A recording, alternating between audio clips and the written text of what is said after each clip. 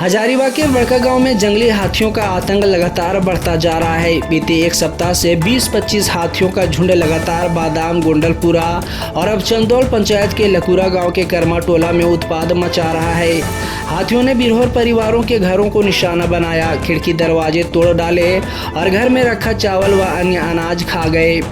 पीड़ितों का आरोप है कि वन विभाग की टीम सिर्फ खाना पूर्ति करने आती है, हाथी भगाने के लिए जरूरी संसाधन तक नहीं देती।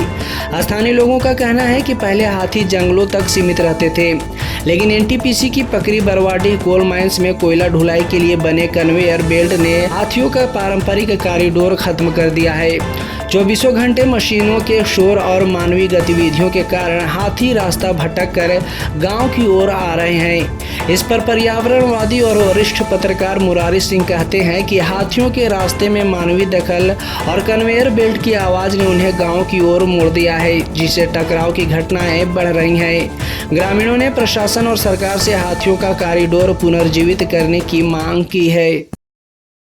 हाथी आते हैं, हम लोग डर के मारे बगल में जाके सोते हैं। कितना हाथी आता है? 10-20 गो। क्या दिक्कत, क्या अभी आप लोग क्या है यहाँ पर? घर दस देते हैं, घर रहता है और राशन वासन? सब खाया, राशन भी खाया, घर भी धस दिया। कैसे भगाते हैं हाथी को आप लोग? हल्ला करते। हाथी आता है यहाँ पर, घर धंसता है, चार खाता है, जो राशन मिला 2 कुंटल वो भी सब खा गया। यहाँ हाथी के नुकसान के बाद कोई आता है आप लोग को देख रेख करने के लिए? आता है, जब भाग जाता है हाथी लोग तब आता है बाद में। क्या चाहते हैं आप लोग, क्या चाहते हैं? क्या चाहते हैं हम लोग भी, हम लोग का जो खाता है इति करता है, सब खा जाता है, तो बाल बच्चा लोग को क्या खिलाएंगे। हाँ, जब जिस क्षेत्र में खनन होता है और खनन की गतिविधियों के कारण गड्ढे होते हैं, तो उनका जो नेचुरल रास्ता है, जिस रास्ते से पहले गए थे, वो हाथी चाहते हैं कि हम उसी रास्ते से जाएं, लेकिन उस रास्ते में खदान बन जाए, कन्वेयर बेल्ट बन जाए, कंस्ट्रक्शन बन जाता है, हो जाता है, तब उसको वो तोड़ने का भी प्रयास करते हैं। तो जो कमजोर कंस्ट्रक्शन होता है वो टूट जाता है, जो हेवी कंस्ट्रक्शन है वो नहीं टूटता है। उसके बाद वो अपना रास्ता बदलते हैं और वो आदमी के साथ उनका टकराव होता है। और हाथी के पास नॉलेज होता है रास्ते का।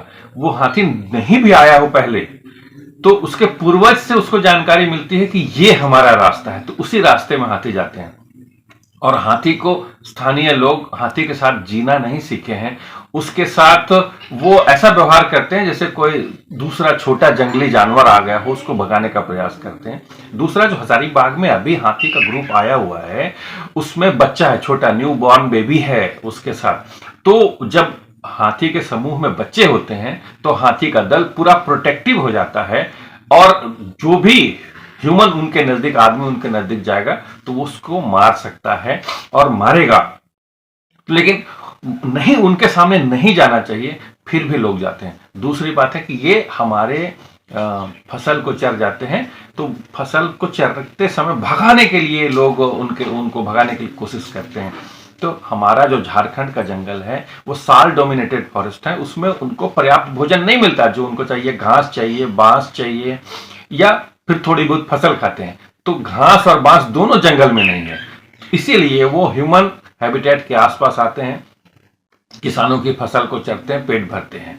और हाथी को भगाना कोई उपाय नहीं है। आप यहां से भगाएंगे दूसरे जंगल में जाएगा, दूसरे जंगल से भगाएगा तीसरे जंगल में जाएगा।